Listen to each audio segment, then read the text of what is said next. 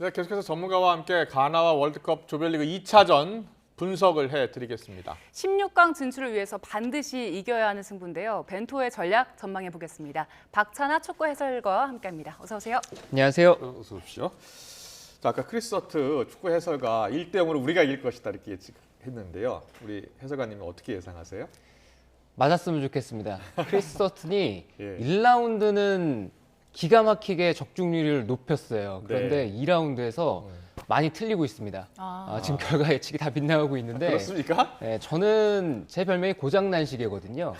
고장난 시계가 하루에 그래도 2번은 맞잖아요. 예. 네. 그래서 월드컵 우승팀 그리고 이제 대한민국의 이번 월드컵 성적 이 두 가지는 이번 월드컵에서 꼭 맞췄으면 하는 그런 바람이 있는데요. 네. 우리가 우루과이전을 잘 치러냈습니다. 그런 만큼 이번 월드컵에서 우리가 첫 경기를 어떻게 치르느냐에 따라서 나머지 경기들까지 영향을 계속 받는다라고 계속 강조했던 네. 것만큼 우루과이전 잘 치렀으니까 이제 두 번째 경기 우리는 결과를 가져와야 되고 또 선수들 얘기대로 두 번째 경기는 결과를 가져오리라 믿습니다. 혹시 점수까지도 좀 전망해 볼 수 있을까요?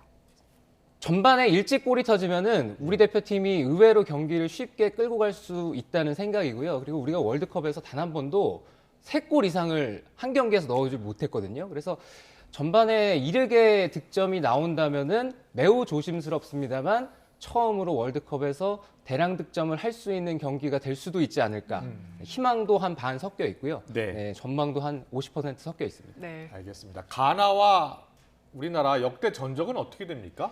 가나와 우리나라는 A매치에서 많이 만나보지 못했습니다. 우리가 80년대, 90년대, 2000년대 이렇게 해서 평가전들이 있었는데 메이저 대회에서는 한 번도 만나보질 않았고요.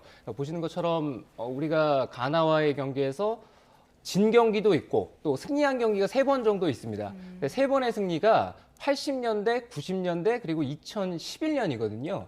네, 그리고 월드컵 직전에 있었던 2014년 그리고 2018년 평가전에서는 또 크게 졌어요. 최근 성적이 좋지 않네요. 최근 성적은 근데 만난 지 오래됐습니다. 네. 러시아 월드컵, 브라질 월드컵 직전에 우리가 평가전을 가졌던 것이 또 마지막이기 때문에 네. 가나와는 최근에 싸워보진 않았고 그렇지만 대표팀 상대 전적은 거의 박빙이다. 네, 이렇게 말씀드리고 싶습니다. 우리도 그렇고 가나도 그렇고 지금 무승부를 하게 된다면 둘 다에게 모두 좋지는 않잖아요. 그래서 좀 공격적인 경기가 펼쳐질 것이다 이런 전망들도 있더라고요. 네, 2차전은 두 팀 모두가 꼭 이겨야 되는 경기입니다. 우리도 16강을 가기 위해서는 가나가 16강으로 가기 위해서는 우리의 1승 재물이 돼야 된다 이런 표현도 많이 하긴 합니다만 우리가 중세시대 고대 사회에 사는 게 아니고 지금은 이제 현대 사회에서 살잖아요. 그래서 재물이란 표현은 적절한 표현은 아닌 것 같습니다. 예. 하지만 우리가 월드컵에서 16강이라는 목표를 달성하기 위해서는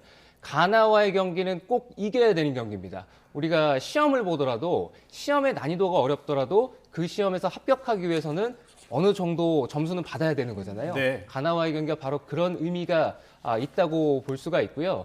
가나는 첫 번째 경기에서 졌습니다. 포르투갈전에서 패했기 때문에 오늘 우리와의 경기에서까지 지면은 16강 진출이 실패합니다. 네. 우리는 오늘 경기 지더라도 상대팀 경기 결과에 따라서 마지막 3차전에서 16강의 희망을 계속 열고 싸울 수가 있지만 가나는 그렇지 않거든요. 따라서 두 팀은 오늘 반드시 이겨야 되는 경기고 이기려고 할 거고 그러다 보면은 골 결정력에서 승부가 날 확률이 대단히 높습니다. 네, 지금 피파 랭킹이 화면에 나오고 있는데요. 피파 랭킹으로만 보면 우리가 28위, 그리고 가나가 61위입니다. 피파 랭킹만 보면 우리가 더 잘할 것 같은데, 자, 손흥민 선수의 역할이 중요하죠. 어떻게 전망하세요? 손흥민 선수는 그라운드에 머무르고 있는 것만으로도 우리 선수들에게는 큰 힘이 주고 네. 상대에게는 위협감을 줍니다. 전술적인 옵션으로 상당히 중요한 우리 대표팀의 무기인데요. 가나가 반드시 이겨야 되는 경기라고 말씀을 드렸잖아요. 네. 이기는 경기를 하기 위해서는 공격을 해야 되고 공격을 하기 위해서는 수비 라인이 위쪽으로 올라오면서 우리 골대와 가까워져야 돼요. 그런데 손흥민 선수가 가지고 있는 최대 장점은 넓은 뒷공간을 폭발적인 스피드로 파고들어서 뛰어난 골 결정력을 보여주는 거죠. 우루과이가 우리랑 상대할 때도 손흥민 선수가 신경이 쓰여서 전담 수비수를 붙일 정도로 그럴 정도로 신경을 썼거든요. 가나가 과연 반드시 이겨야 하는 경기지만 우리와 경기를 하는 상황에서 그런 모험수를 둘 수 있겠느냐. 그리고 가나가 가지고 있는 약점 중에 하나는 전체 조직력이 그렇게 뛰어나진 않습니다.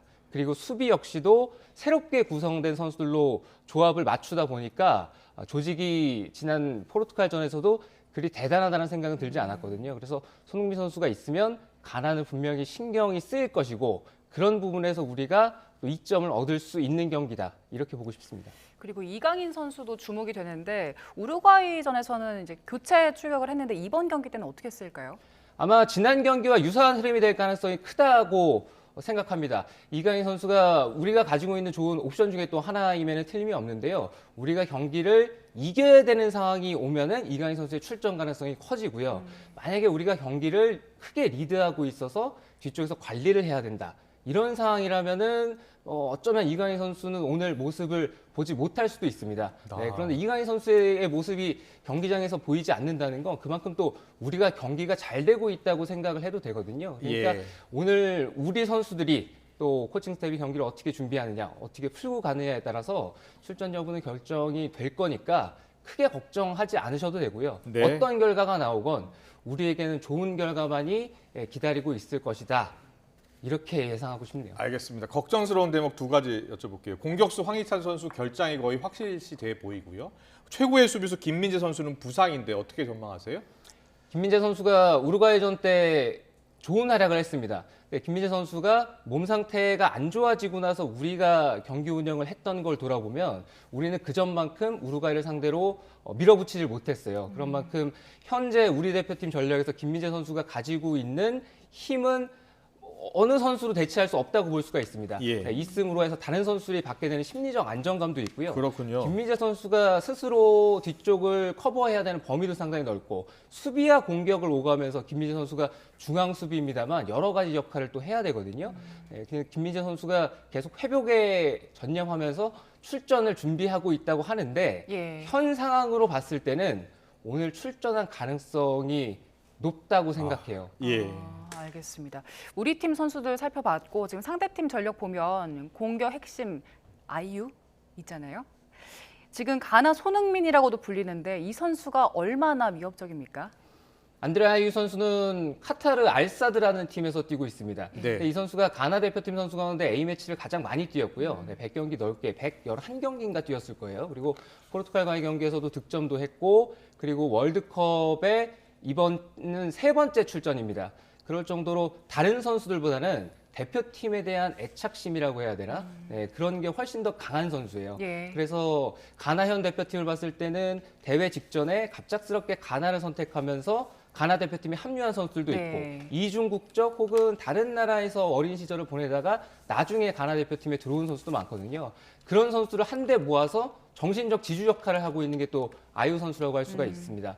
아이유 선수가 젊었을 때 전성기 시절에 비해서는 역동성이라든가 또 폭발적인 스피드 이런 것들은 내려갔을지 모르겠습니다만 포르투갈전에서도 잘 나타났듯이 한 방이 있는 선수입니다. 예. 그리고 대표팀에 나가면 잘하는 또 애국자형 스타일이거든요. 아. 그래서 우리가 뭐 이냐키 윌리엄스라든가 모하메드 쿠두스라든가 여러 선수들을 잘 막아야 돼요. 그런데 이런 선수들에게 집중하다 보면 오히려 아이유 같은 선수를 놓칠 수가 있으니까 지난 경기 했던 것처럼 우리는 우루과이를 꽁꽁 봉쇄하는 데 성공을 했습니다. 아마 오늘 가나와의 경기도 선수 개개인의 초점을 맞추기보다는 가나라는 팀을 어떻게 틀어막느냐에 우리가 준비를 했을 거거든요. 그런 걸 잘 보여줄 수 있다면 큰 어려움 없이 오늘 경기도 잘 막을 수 있지 않을까 생각합니다. 네, 많은 팬분들이 걱정하는 게 이 한국 가나전 주심입니다. 이 주심 앤서니 테일러요. 이 과거에 손흥민 선수를 퇴장시킨 적이 있었다면서요? 첼시전이었죠. 예. 손흥민 선수가 이제 리디거 선수와 이제 몸싸움 과정이 있었는데 그때 발길질 동작을 이 보복성 행위로 간주해서 퇴장 판정을 내린 바가 있습니다. 앤서니 테일러 주심은 아마 프리미어리그를 자주 시청하시는 분들이라면 이 심판을 잘 알고 계실 거예요. 네, 물론 심판은 좋은 평가를 받는 심판은 없습니다. 네, 그렇지만 테일러 주심은 프리미어 리그 내에서는 지나치게 휘스를 아끼면서 경기를 과열시키게 만드는 주범이다. 이렇게 해서 팬들이 선호하지 않는 심판이고요. 또 그렇다고 해서 반칙을 아예 안 부는 게 아니라 퇴장 자주 주고 페널티 선언도 자주 하는 편입니다. 그러니까 판정에 있어서 오락가락하는 경우가 많지 않느냐. 네, 이런 평가들을 받고 있는데 국제대회 나가면은 판정의 기조는 약간 달라지긴 합니다. 그러니까 그 경기에서 얼마나 일관성을 유지하느냐가 중요하다고 봤을 때는 경험도 많은 심판이고요. 그리고 지난 2021년 있었던 유로 2020에서 또 주심을 성공리에 잘 봤기 때문에 이번 월드컵에서 그런 부분은 걱정하지 않아도 되고요. 오히려 지난 경기를 살펴봤을 때는 흥분하고 그리고 상대에게 해서는 안 될 동작들을 하는 부분에 있어서는 우리 선수들보다는 가나 선수들이 흥분을 자제하지 못하는 모습을 보였거든요. 예. 네, 그런 모습들을 오히려 우리가 역이용할 수도 있지 않을까. 네, 그래서 나쁘게만은 생각할 필요는 없을 거예요. 네. 앞서 저희가 이제 오늘 경기 전망을 해봤는데 만약에 우리가 16강에 진출을 하게 된다면 함께 오를 나라가 어디가 될까요?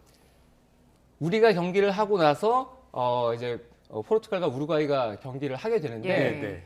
상황이 복잡해질 수도 있습니다. 아, 오늘 우리는 가나와의 경기에서 반드시 승리를 해야 되고 포르투갈이 우루과이와 경기를 하는데 우루과이가 포르투갈을 잡게 되면은 H조는 매우 혼란스러워집니다. 왜냐하면 포르투갈이 승점 3점, 우루과이도 승점 4점, 우리도 승점 4점이 되거든요. 네. 우리의 그러네요. 마지막 상대가 예. 이제 포르투갈이에요. 그래서 상황이 매우 복잡해질 수가 있어서 오늘만큼은 우리가 가나와의 경기 잘 치러야 되고요. 그리고 포르투갈과 우루과이랑 경기를 하잖아요. 네. 정말 오늘만큼은 우리 국민들이 이제는 예. 호날두 선수도 응원하고 포르투갈도 응원하고 네. 우루과이를 꼭 잡아주기를 그렇게 기대해야 되는 2시간, 네. 딱 2시간만큼은 한마음 한뜻이 돼서 포르투갈을 또 응원해야 되겠죠. 그렇군요. 우리도 이기고 포르투갈도 이기고 유리한 상황이 된다. 알겠습니다.